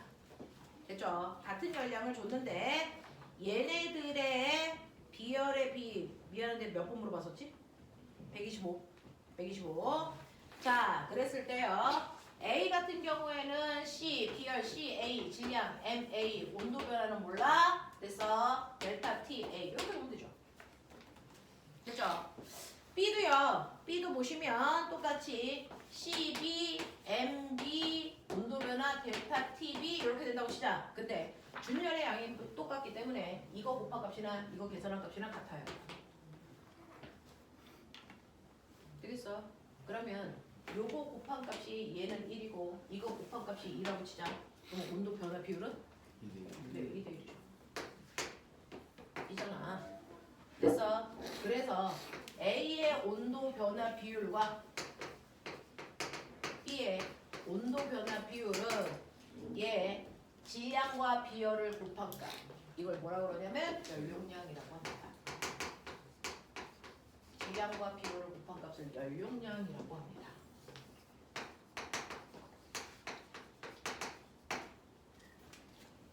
됐죠? 네. 연용량 B와 반비례하겠죠? 그러니까 A의 온도 변화는 12 MB 값이랑 같고요. B의 온도 변화는 CA MA랑 같아요. 얘가 1이면 온도 변화 얘가 1. 그래서 얘가 2면 얘 온도 변화가 2죠? 반비례하니까. 됐죠? 이런 느낌으로 보시면 된다. 라는 얘기입니다. 돼요? 괜찮아? 넘어갈게요. 60, 61. 아까 대답수는 해봐드렸는데 혹시 제가 128번 128번 보시면 0도씨 1기압에서 부피가 2리터인 이상기체가 있어요. 이 기체의 온도를 20도로 상승해서 압력을 2기압으로 증가시킵니다. 아까 1조가서 어떤 친구도 이거 질문했었는데 이때 부피 얼마니? 라고 하고 얘는 이상기체야. 이상기체라 그랬으니까 이상기체 방정식을 쓰고 보시면 되죠. 자, 맨 처음에 온도는 0도씨이고 1기압이었어. 이때 부피가 얼마냐면요. 부피가 2리터였는데 똑같은 기체를 집어넣고요. 변화시키는 겁니다. 200도씨 2기압으로. 그랬을 때 부피가 몇 리터야? 이거 물어보겠다는 거예요. 자, 그러면 온도, 압력, 부피 요거 변화시켜도 됐어? 그 안에 있는 기체의 입자수와 기체 상수는 변하지 않습니다. 됐죠? 그럼 다시 말해요. T분의 PV 값은 변화시키기 전이나 요 값이 곧 NR이잖아요. 됐어? 네. 이 값은 변화시키기 전이나 변화시킨 후나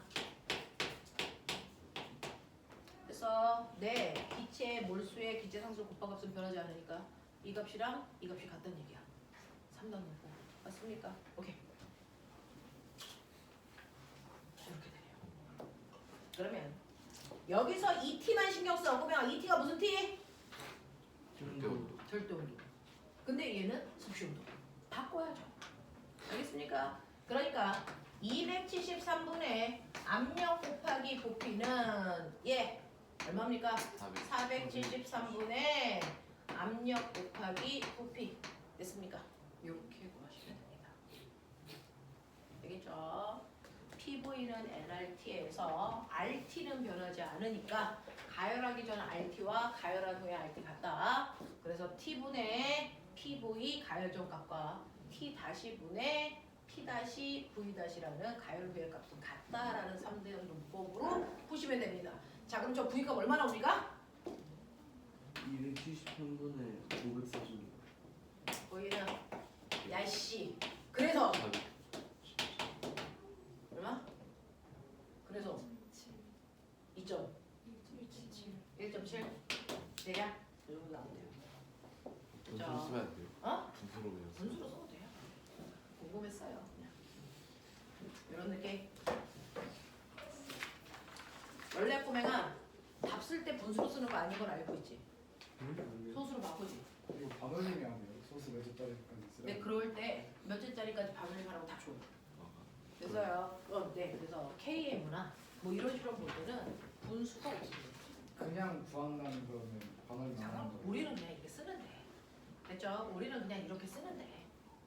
원래는 KMO 같은 그런 수학 경시대회에 가면 분수가 아니고 소수로 써요. 그리고 그렇게 쓸 때는 몇째짜리까지라고 나옵니다. 셋째짜리까지 써 그러면 넷째짜리에서 반올림해서 쓰는 거예요. 그런 거 아는 거잖아요. 그렇다고요. 선생님은 늘 분수로 씁니다. 이거 어떻게든 합니다. 자, 넘겨. 62, 63. 143, 140, 140. 140하고 143 두 개 볼게요. 대기의 온도가 27도. 밑줄 뭐라고 쓰고 싶니? 27도 뭐라고 쓰고 싶냐? 300켈빈. 됐습니까? 300켈빈일 때 어떤 이상기체 열기관이 대기로 폐열을 내보내서 작동합니다. 엔진의 효율이 40%라고 한다면 실린더 내부의 온도는 몇 켈빈이어야 됩니까?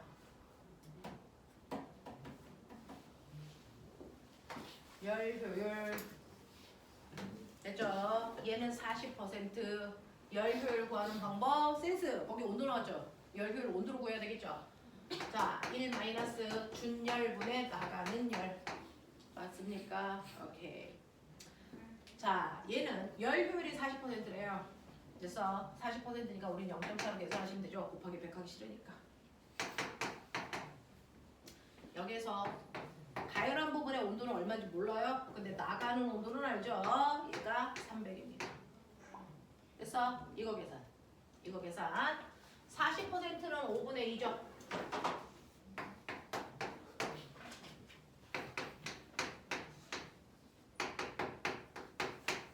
이렇게 곱하면 되겠죠? 응?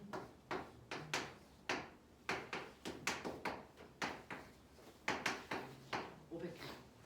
이런 느낌. 자, 그 다음에 143번 보시면 그림과 같이 실험관에 물을 넣고 가열한 위쪽을 실험관 위쪽을 가열하면 자, 위쪽을 가열하면 위에 있는 물은 끓지만 실험관 아래쪽에 있는 물은 끓지 않는다. 이 현상과 동일한 원리. 자, 꼬맹아. 위를 가열하면 아래를 가열하면 어떻게 되는데? 아래를 가열하면 전체. 뜨거워진 물이 위로 올라가는 무슨 현상이 일어나니? 대류. 근데 위를 가열하면 대류 일어나 안 일어나? 안 일어나. 그러니까 얘는 대류 얘기한 거야. 그래서 대류에 대한 설명으로 맞는 것을 찾아라고 하는 겁니다. 자, 물이 위부터 어는 게 대류입니까? 아니죠. 물이 위부터 어는 건 뭐 때문입니까? 아저씨에서 밀도가 물. 되게 커서. 네, 0도의 물이 4도의 물보다 부피가 커요. 네, 부피가 크니까 밀도는 밀도가 작아요. 작아요. 네. 그러니까 가벼워요. 그래서 0도의 물이 뭐합니까? 위에 떠요. 그래서 항상 호숫가에 가면 4도의 물이 무거워서 밑에 가라앉아 있고요. 그 다음 3도의 물이고요. 2도의 물이고 1도의 물이고 가장 호숫가 표면에 있는 거 0도의 물이라서 표면만 얼어 라고 하는 겁니다. 이건 밀도죠. 밀도. 부피랑 아니 대류랑 상관없는 거야. 네, 어쨌든 어는 건 어는 거니까.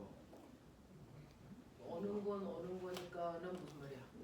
여기에서 물이 끓지 않는데 이 현상과 동일한 원리로 나타나거나 위 원리를 이용한 자 꼬맹아 봐요.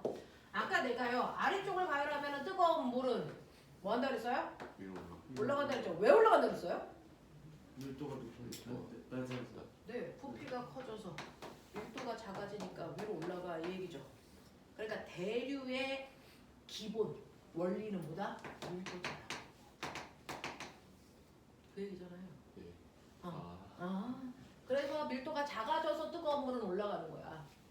그래서 네, 얘는 밀도가 작아져서 0도의 물이 올라가는 거야. 되겠습니까? 네, 라는 겁니다. 그래서 밀도라는 근간으로 얘기했다. 뭐 이런 얘기입니다. 에어컨을 찬바람을 위쪽에서 나오게 하면 찬바람 무거우니까 내려오죠. 이것도 밀도 차이에 의한 대립입니다. 그렇죠? 자, 난방용 라디에이터는 바닥에 설치한다. 뜨거워진 공기는 되죠. 밀도가 커서 밀도가 작아서 위로 올라갈 거니까 다 대류입니다. 산 위에서 밥을 할 때 설익는다. 이건 대류가 아니고 압력이 낮아지면 끓는 점이 낮아진다라는 성질입니다. 그거네요. 그렇죠? 네. 그래서 얘는 그냥 밀도차 이거 찾아 이런 뜻이에요. 네. 넘어가 보겠습니다. 열효율 최대가 대기온도가 T2예요. 자, 뭐냐면 열을 가해서 일을 하고 폐열이 대기 중으로 빠져나온다 그랬거든요. 그래서 폐열이 대기 중으로 빠져나온다 그랬으니까 대기의 온도가 27이니까 빠져나오는 온도 27로 보시면 되죠. 여기가 공유와 열평이 되어 있을 것 같아요. 자, 넘어가죠.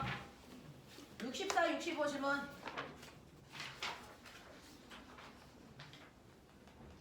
낙드. 넘어가죠. 없네요. 됐죠? 자, 2분 드립니다. 2분 동안 틀린 거 잠깐만 보시고 선생님하고 테스트 본 다음에 시죠. 2분 드릴게요. 잠깐 보세요.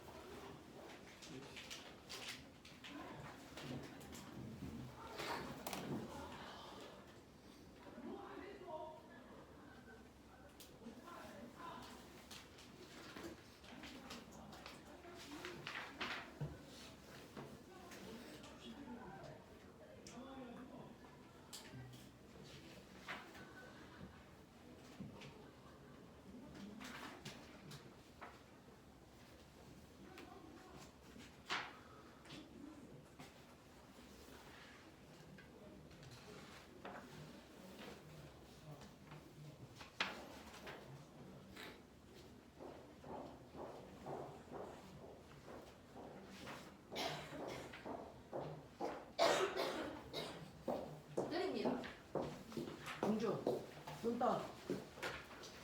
다음 주에 또 콘서트장을 간다고 혹시 누구 콘서트 나오나? 너 나오나 아저씨 정도 될 것 같은데. 연말 연시 콘서트는 나오나 아저씨지.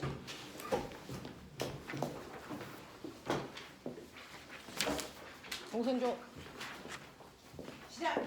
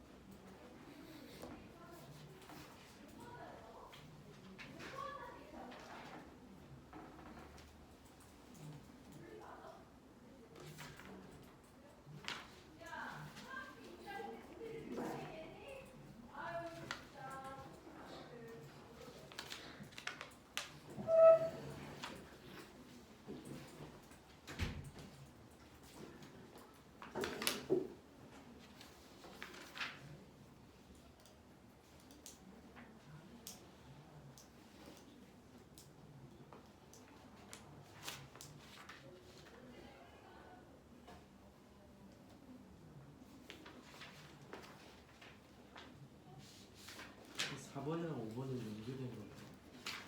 4번하고 5번은 연계된 문제입니다.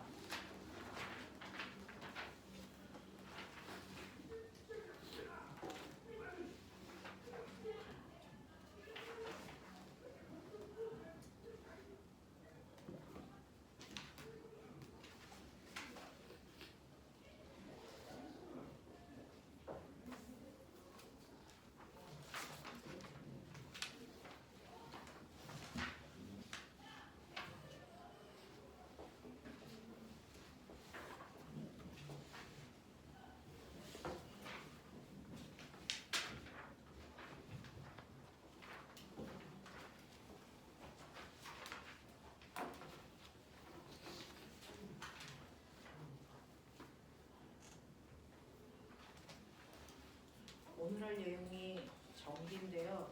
오늘 좀 많이 어렵습니다. 네? 오늘 정기 에너지 낯설죠?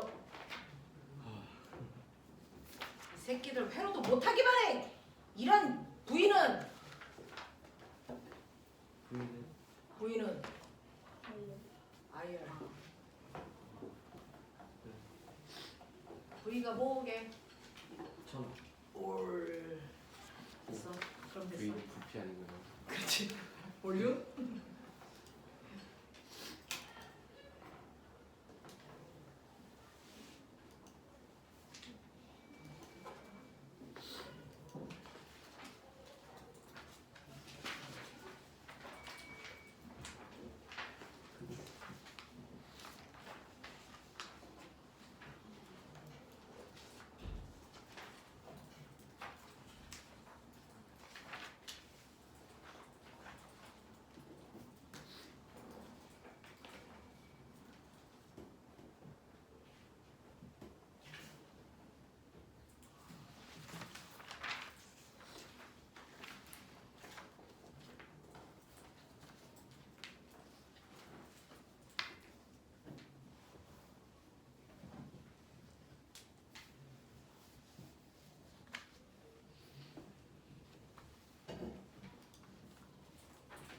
부피를 누리는 게 일을 하는 거예요?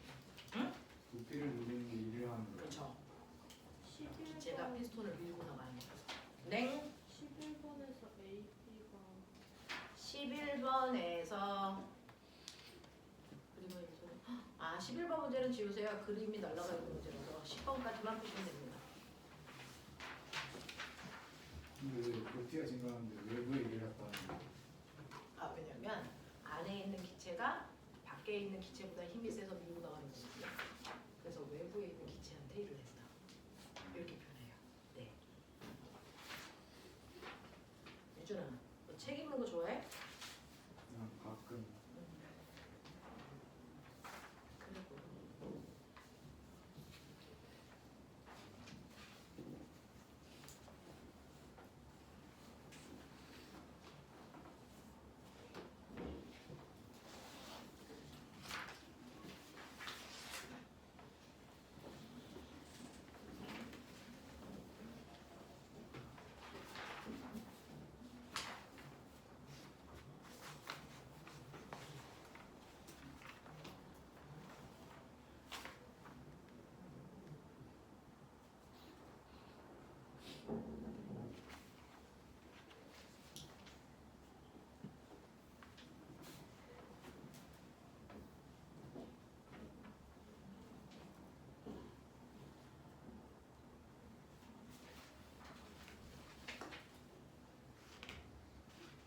성적 어느 게 가요? 응? 성적 어느 게 가요? 계속 가고 있어요. 어이쿠. 아 그 뭐야 어머님과 깊은 대화를 안 나누고 있는 중이야? 매번 가고 있는데요? 딱히 뭐 재지가 없어서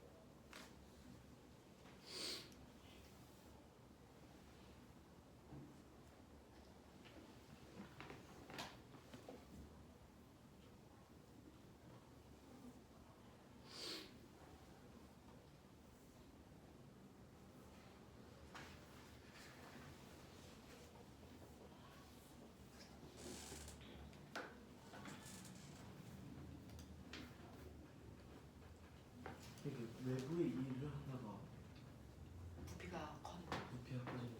그게 플러스 1. 부피가 작아지는 게 마이너스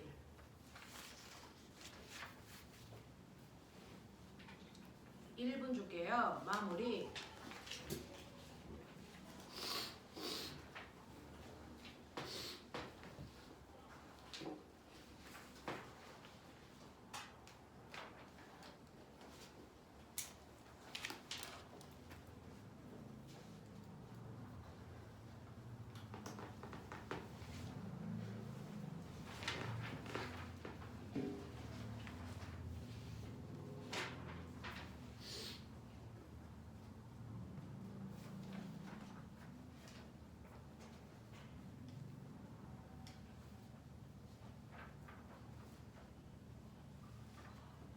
선생님 11번 그림이 어딨어? 네, 그래서 11번은 안 합니다.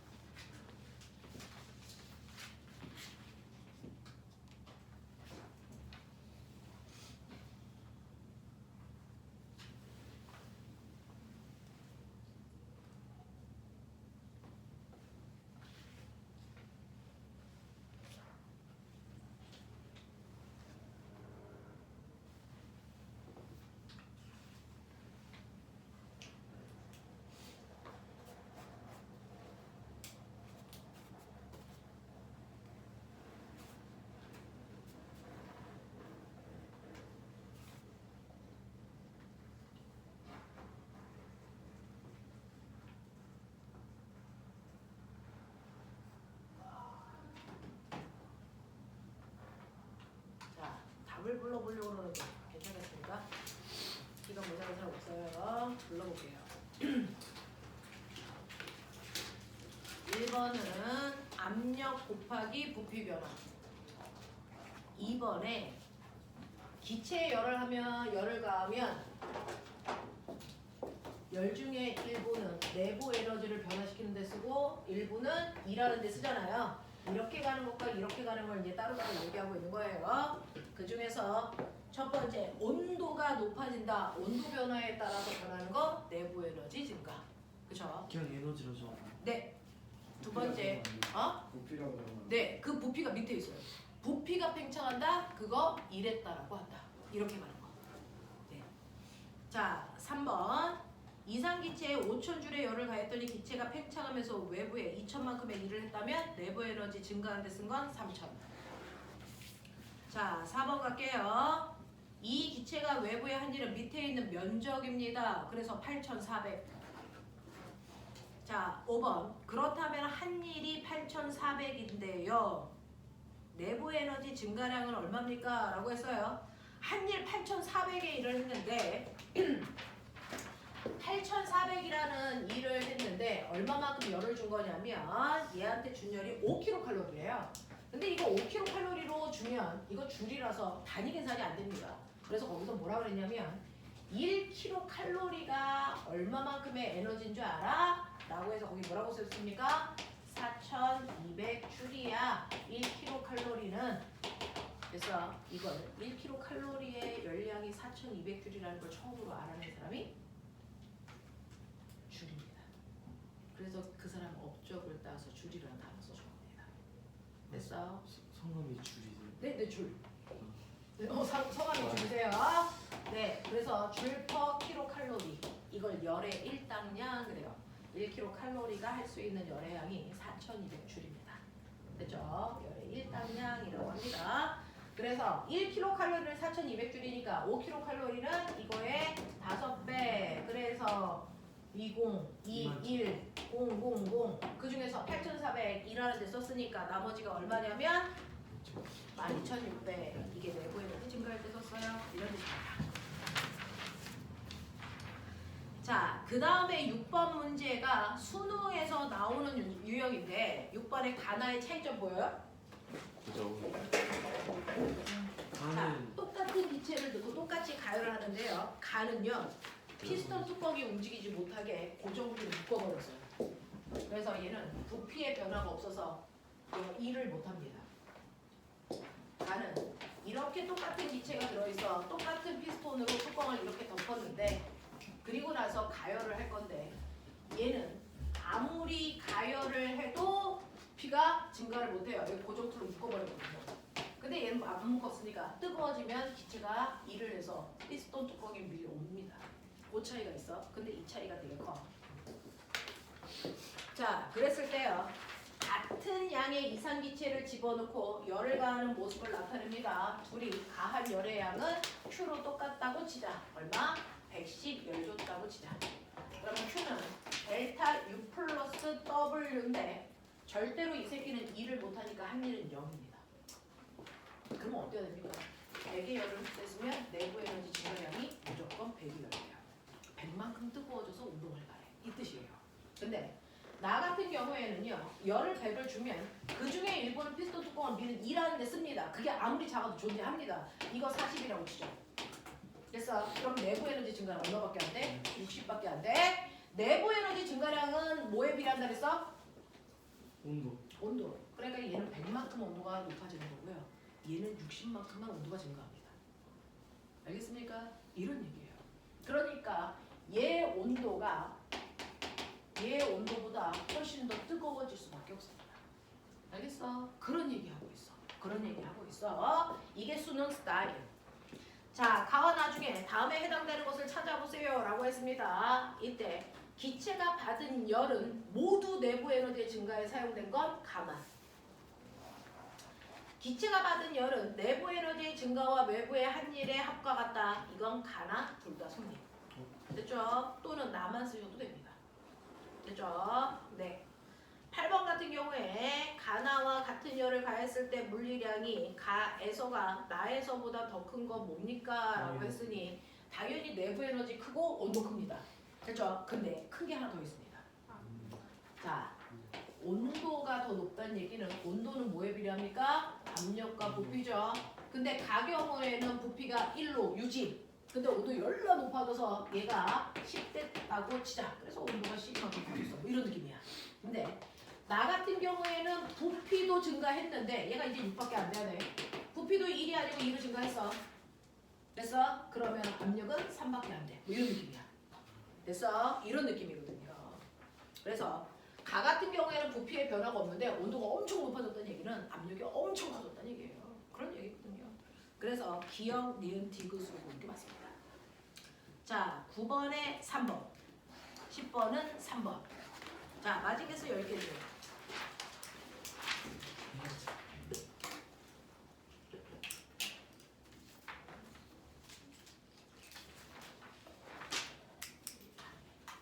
(9번) 10번 둘 다 3번인데요. 9번하고 10번은 둘 다 3번이 맞습니다. 서준, 8이요. 세훈, 어? 8개. 지우, 어? 9개. 시연, 연재, 7개. 혜인, 유준, 9개요. 시은, 영현, 네. 자, 그러면 지금 설명이 필요한 몇몇 개를 했는데 나머지는 안 했잖아요. 혹시 첫 번째 1번부터 6번까지 중, 아니 5번까지 중에서 지금 1번은요. 여기에서 기체가 한 일은요. 아까 말씀드렸어요. 기체가 한 일은 압력과 부피 그래프에서 이렇게 됐을 때 부피가 3이라고 3이 아니고 1이었다가 3이면 부피 변화량 이만큼이잖아요. 그렇죠? 그래서 압력에다가 부피를 곱한 것만큼이 한 일입니다. 라는 얘기예요. 자, 6번부터 10번까지. 9번 보시면요. 그림과 같이 기체가 들어있는 실린더에 열을 가했더니 기체의 압력은 일정하게 유지. 그럼 꼬맹아 봐봐. 열을 가한 건 맞대요. 그러면 Q는 델타 U 플러스 W이고 너네 아세요? 압력과 부피 그래프에서 얘는 열을 가해도 압력의 변화가 없다라고 써져 있었던 것 같아요. 이렇게 되는 이런 그림이죠. 됐어. 이런 느낌이야. 자, 압력을 일정하게 유지하면서 부피가 팽창하는 과정을 나타낸 겁니다. 이때 기체가 팽창하는 동안 일어나는 변화에 대한 설명인데요. 자, 기억 보시면 기체 분자의 평균 속력은 증가하니 라고 했는데 기체의 평균 속력 때문에 나타나는 거 운동에너지. 그럼 운동에너지 증가했냐? 이거 묻는 거예요. 됐어. 그 운동에너지가 내부 에너지 얘가 증가했나? 그러려면 뭐 보면 돼? 온도 변화 보면 돼. 그렇죠? 온도 변화 어떻게 봐? 압력과 부피의 곱으로 보면 돼.